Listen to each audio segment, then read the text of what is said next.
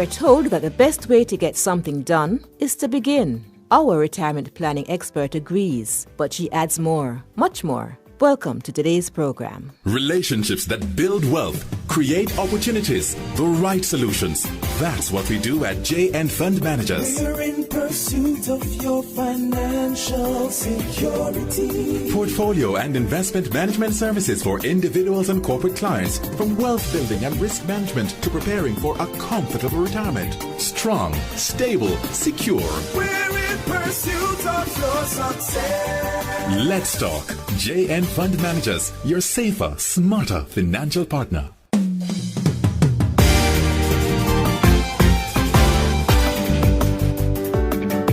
Procrastination. Intentionally putting off something that needs to be done, usually now. Is that you with your retirement planning? For the past 3 weeks, our guest, Janice Robinson Longmore, has shared her expertise with us. A point Janice has made is that there is no good reason for employed persons to delay preparing for retirement. In fact, she says, the earlier you begin, the better. Good morning, Janice. Thank you, Annette. I return to a point you've made in all of the 3 programs for which you've been our guest. Starting to plan early. Why is this so important? It's important, Annette, because when we're younger, we have more time. And compounding works best. That issue of compounding interest and compounding returns, it works best when you have time on your hands.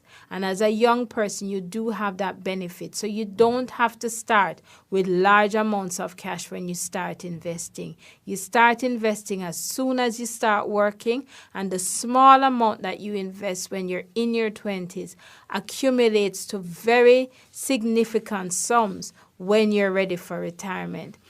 Also, getting into that habit of saving and thinking about your financial future is a very important discipline to develop over time. It makes you more prepared for life's eventualities, and it actually decreases your level of stress as you go into your retirement years, as you grow older, because as you've grown in your profession, you've also grown in your knowledge of finance. As you grow in your knowledge of finance, your funds are always growing because you're having that discipline of saving over time. It's a very powerful concept, and it's something that more of us need to actually grab a hold of and start practicing. Additionally, I think it would be remiss of us not to mention, as we age, we accumulate assets that are actually latent sometimes and do have earning potential. As you're raising your family, you're probably going to have a larger house. And as you age, you probably need less stuff and you need less space. As you go into retirement, consider downsizing your house or where you live, and also downsizing those things that are around us that have accumulated over time. Your children may have moved out, they may have gotten married, they have moved on with their lives. Don't get too sentimentally attached to the house in which you raised them. Think of it as an asset that can actually be used. So when you get to retirement age, what you should be thinking about is, do I need all of this space? Can I move into a space that is smaller now that I don't have my children in the house? If I don't want to move or I'm not in a position to move, is the house large enough so that a part of the house can be used as a rental property to bring in income on a regular basis? If that can be done, take the opportunity and do it so that you can earn additional income in your retirement. If you can move into a smaller house and invest the difference, then do that and also benefit from the returns that you'll make on that investment. But start thinking about what you have and what you can do with it. Another thing that we need to think of as we go into retirement is plan not to retire with debt. There is major debt that you're going to acquire over your lifetime, and it is a necessity. Most of us would have gotten into some type of mortgage arrangement. That's how we buy the house that we're in. Make sure that you plan to pay off that mortgage prior to your retirement. Because remember what I said before, it is likely that your income is going to fall substantially. And what you don't want is to be in a position where the money that you're making on a regular basis is just enough to pay that mortgage and you have nothing else to pay the bills that come up, your utility bills, to buy food, buy medication, and that type of thing.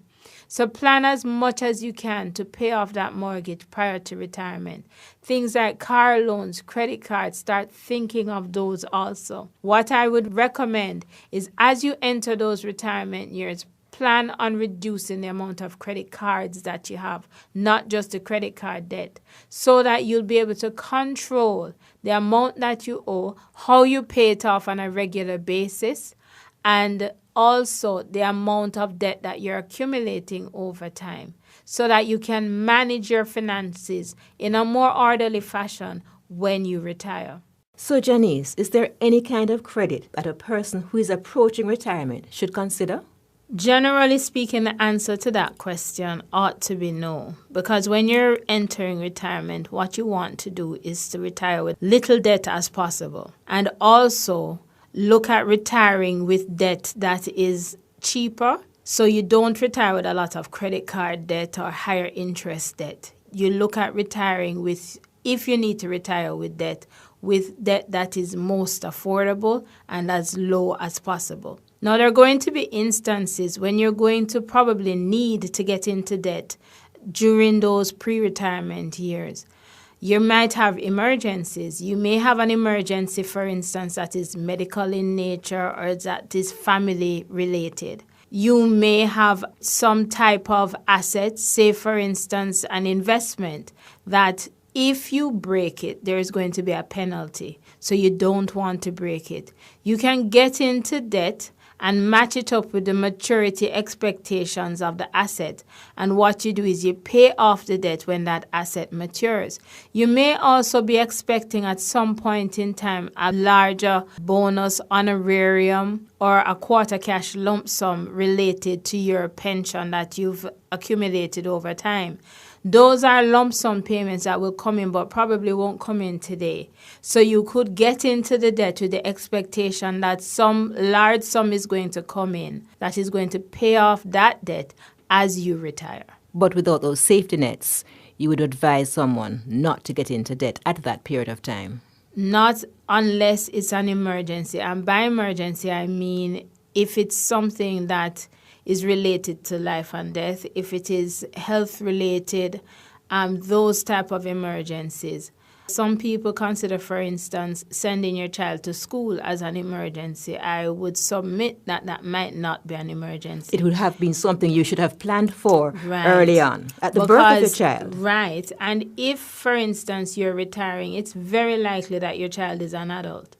And if your child is an adult, are there other options that you could consider rather than getting into heavy debt in your pre-retirement years?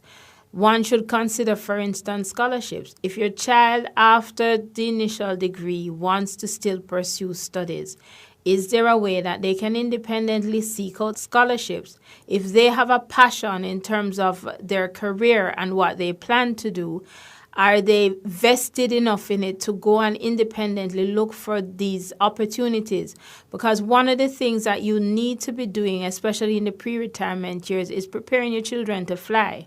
And by flying, it means that more and more they need to be independent, because when you get in that debt and you're not able to pay it back, you have an obligation, and you're also facing limited resources and limited income in your retirement years.